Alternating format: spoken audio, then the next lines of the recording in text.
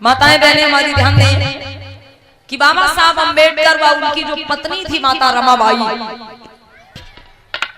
तो कितना दुख सहा हमारे आपके लिए और कितना बड़ा त्याग माता रमाबाई ने किया हमारे और आपके लिए, इस बहुजन समाज के लिए। तो इस प्रसंग के माध्यम से आगे बढ़ते हैं। ध्यान दें,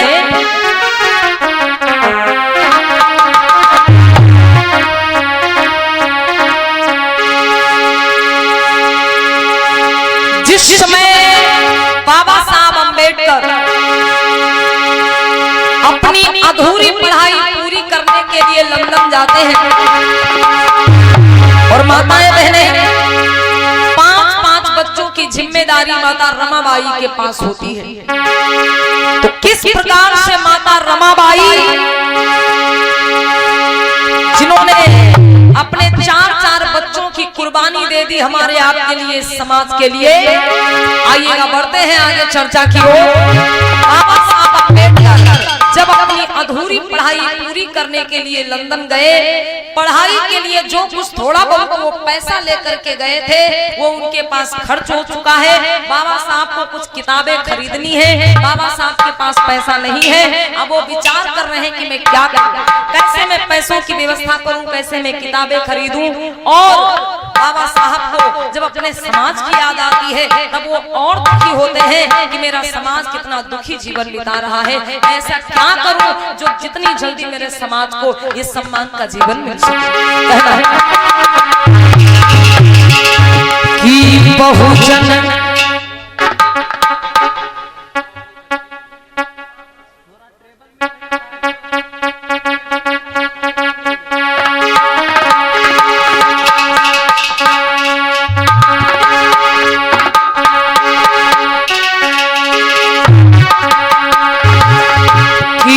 बहुजन रोए रहे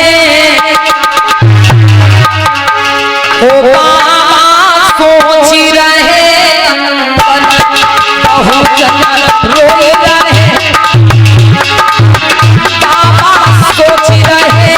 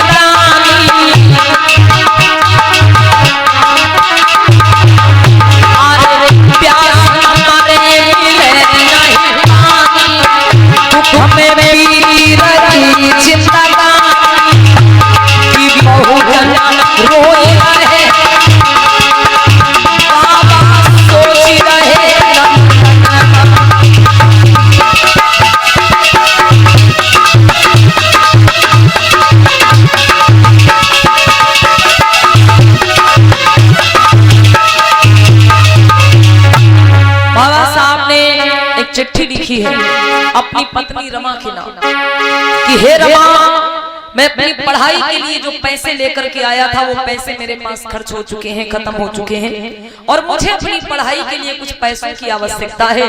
अगर हो सके तो मेरे लिए कुछ पैसों की व्यवस्था करके भेज दो। भेजने वाले का नाम भीमराव अम्बेडकर। बाबा साहब ने ये चिट्ठी लिखी और वो जा करके पोस्ट ऑफिस में पोस्ट कर दी।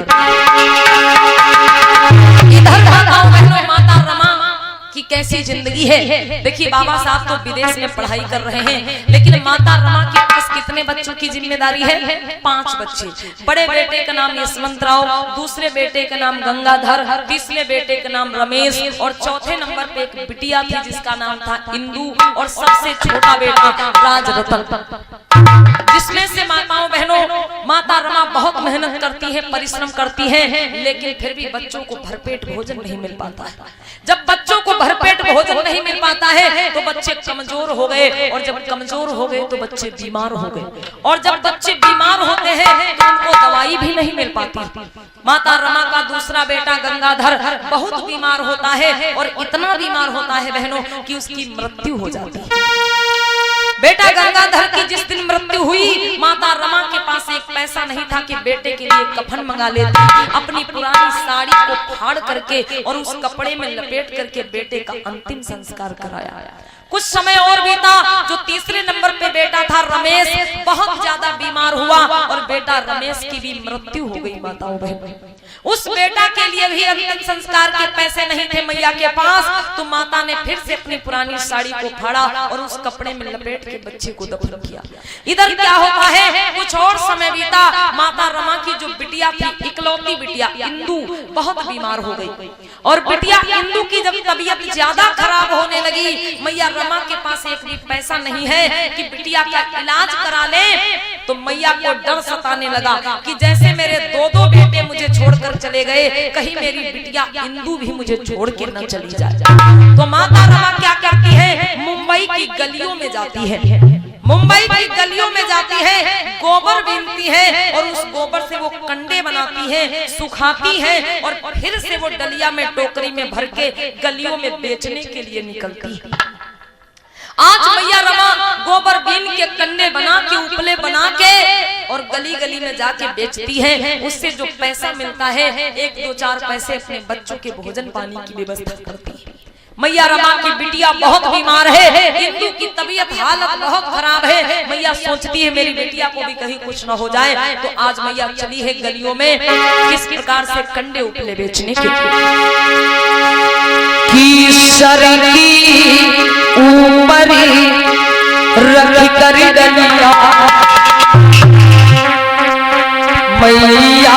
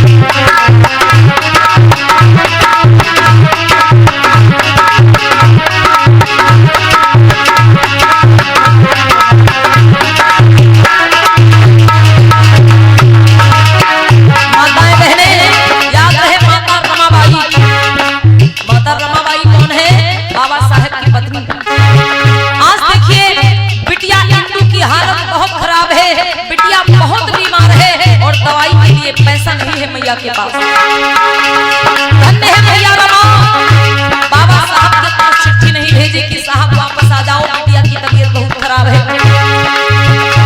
आज मैया रमा गली गली में जाके कंडे उपले बेचती हैं और उससे जो पैसा मिलता है वो अपने बच्चों की भोजन पानी की व्यवस्था करती है। और आज इधर तो मैया की बिटिया, इकलौती बिटिया इंदू बीमार है। मैया रमा बहुत परेशान है कि कहीं मेरी बिटिया को भी कुछ न हो जाए, कहीं मेरी बिटिया भी मुझे छोड़ के न चली जाए। इसलिए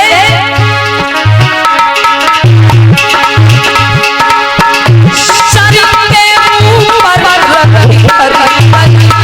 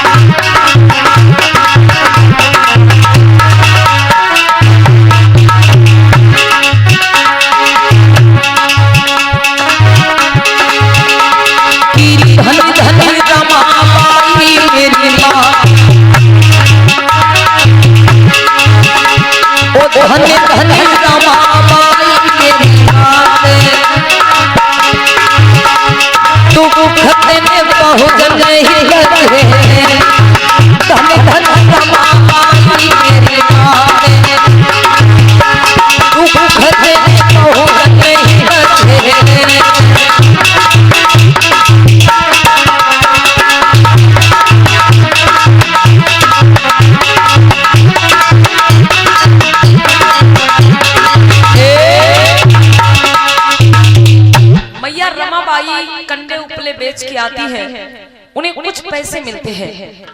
मैया रमा बहुत खुश होती है, थोड़ा बहुत खुश होती है कि अरे कुछ पैसे मैंने इकट्ठा कर लिए हैं, अब मैं इन्हीं पैसों से अपनी बिटिया का इलाज करा लूंगी। और मैया जल्दी जल्दी अपने घर जाती है। बिटिया इंदु की तबीयत बहुत बिगड़ चुकी थी। अब जब किसी की तबीयत ज्यादा खराब होती है तो इलाज के लिए पैसा भी ज्यादा लगता है। तो मैया रमाबाई ने कुछ पैसे कंडे उपले बेच के इकट्ठा किए और कुछ पैसे मैया ने अपने रिश्तेदारों से उधार ले लिए कि मेरी बिटिया बहुत बीमार है, मुझे अपनी बिटिया का इलाज कराना है। और इधर मैया दूसरे दिन सुबह सवेरे द्वार पर बैठी ही होती है कि मैं किसी अच्छे वैद्य के पास जाकर अपनी बिटिया का इलाज कराऊंगी। लेकिन उसी समय माताओं बहनों क्या होता है, इधर मैया बैठी है द्वार पर और उधर क्या हुआ कि मैया बैठी द्वार पे तुरंत डालिया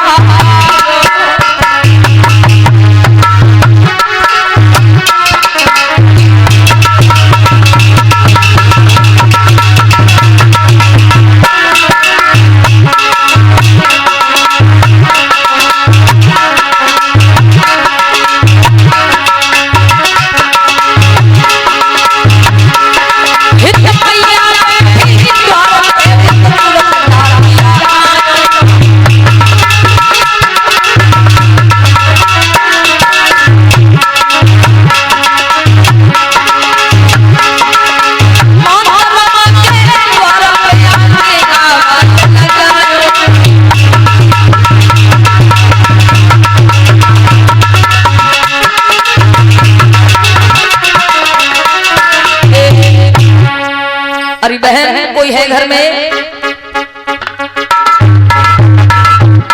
अरे कौन है भैया? अरे बहन ये आपके नाम चिट्ठी आई हुई है, लाओ मुझे दे दो। ठीक है भैया जाओ। माताओं बहनों, माता रमा को बाबा साहब ने थोड़ा बहुत पढ़ना सिखा दिया था, ज्यादा तो नहीं लेकिन एक एक अक्षर जोड़ जोड़ करके मैया रमा चिट्ठी को पढ़ लिया करती थी। और जैसे ही मैया रमा ने एक एक अक्षर जोड़ जोड़ के वो चिट्ठी को पढ़ा है, जिसमें लिखा हुआ था कि हे रमा, मैं अपनी पढ़ाई के लिए जो पैसे लेके आया था मेरे पास वो पैसे खर्च हो चुके हैं। रमा, मुझे अपनी पढ़ाई के लिए कुछ पैसों की बहुत ज्यादा ही आवश्यकता है और मेरे पास एक ही पैसा नहीं है। हे रमा, अगर हो सके तो मेरे लिए कुछ पैसों की व्यवस्था करके भेज दो। आज मैया जैसे इतनी बात उस चिट्ठी में पढ़ती है तो बिलख बिलख रोने लगी। और मैया रोने क्यों लगी? मैया सोचने पे मजबूर हो गई कि मैं क्या करूं। घर में बिटिया बहुत बीमार है, मैं अपनी बिटिया का इलाज कराऊं या अपने साहब के लिए पढ़ाई का पैसा भेजूं?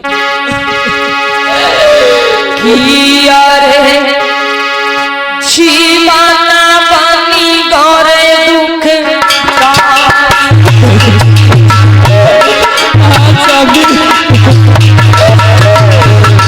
आप सोच रहे हो हमें आप कुछ लेकिन कुछ नहीं दोगे।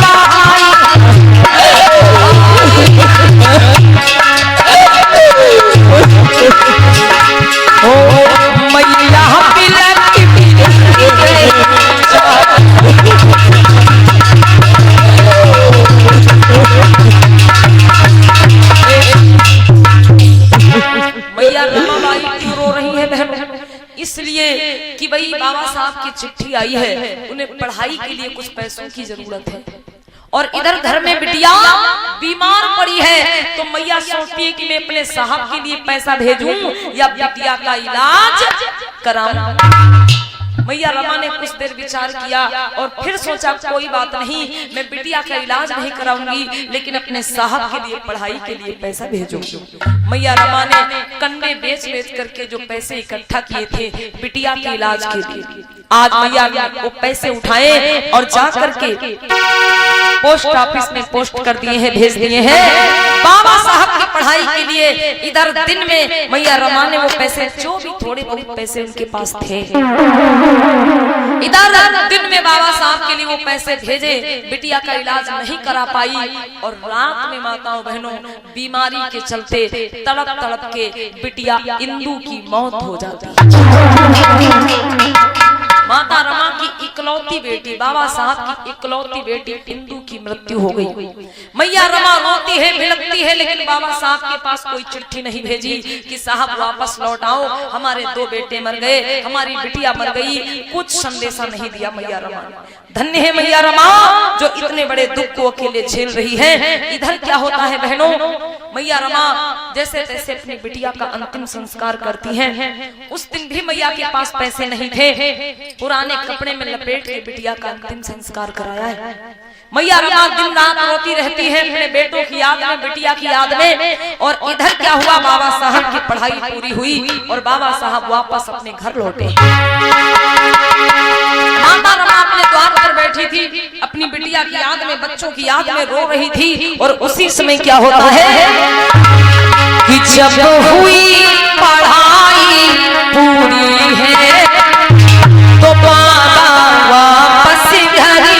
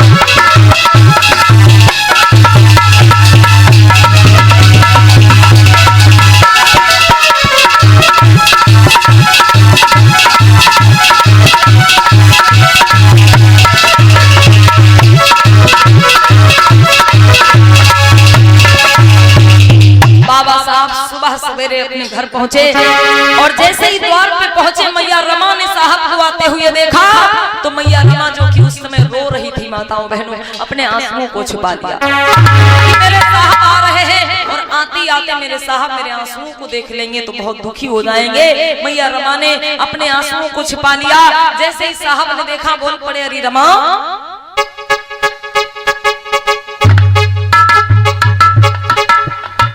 अरे रमा। हाँ स्वामी, क्या बात है आप, मैं इतने दिनों के बाद घर वापस लौटा हूँ, अरे आपने तो मेरे आते आते अपने चेहरे को छुपा लिया, क्या बात है? बोलो रमा, कोई बात है? अरे आज मैया रमा कहने लगी, नहीं साहब कोई बात नहीं है। बाबा साहब ने जैसे अपने हाथों से वो कपड़े को हटाया, मैया रमा की आंखों में आंसू थे और जैसे आंसुओं को देखा तो साहब बोल पड़े कि अरे रमा, तुम्हारी आंखों में आंसू? बोलो रमा। अरे स्वामी, हाँ आप इतने दिनों के बाद आए हैं, ये तो खुशी के आंसू हैं स्वामी। भैया रमा कहने लगी, अरे साहब आप इतने दिन के बाद घर लौटे हैं, पढ़ाई करके घर लौटे हैं, अरे ये तो खुशी के आंसू निकल आए आपको देखकर। साहब बोले, नहीं नहीं, ये खुशी के आंसू नहीं है, हे रमा तुम्हारा चेहरा बता रहा है तुम बहुत दुखी हो। बोलो रमा, क्या बात है? मेरे बच्चे कहाँ हैं? मेरी बिटिया इंदू कहाँ है? आज मैया रमा आते ही आते बाबा साहब को दुखी नहीं करना चाहती थी, इसलिए मैया बोली साहब अरे बच्चे कहीं खेल रहे होंगे, बिटिया कहीं खेल रही होगी, अभी आ जाएगी। साहब बोले नहीं रमा तुम जरूर झूठ बोल रही हो, मुझसे कुछ छुपा रही हो। हे रमा बोलो क्या बात है? अरे रमा तुमको मेरी सौगंध है, सब सच बताओ क्या बात है? मेरे बच्चे कहाँ हैं? मेरी इकलौती बिटिया इंदु कहाँ है? अरे स्वामी आज मैया रमा बिलख बिलख के रोने लगी। आप जानना चाहते हो कि आपके बच्चे कहाँ, आपकी बिटिया कहाँ है? तो सुनो साहब कि साहब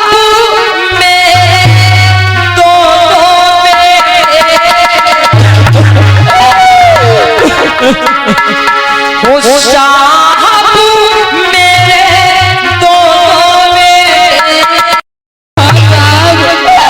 की बिटिया दुनिया छोड़ी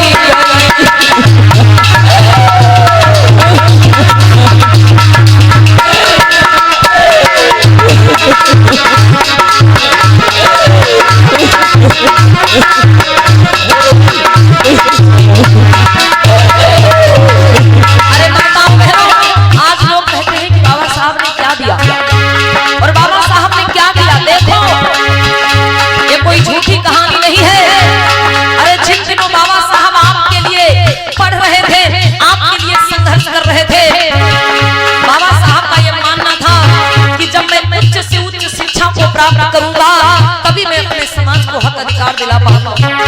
तो जिस समय बाबा साहब इस समाज को अधिकार दिलाने के लिए संघर्ष कर रहे थे, पढ़ाई कर रहे थे, मेरी माताओं बहनों किस प्रकार से उनके बच्चे बीमारी से भूखमरी से तड़प तड़प के ये दुनिया छोड़ के चले गए।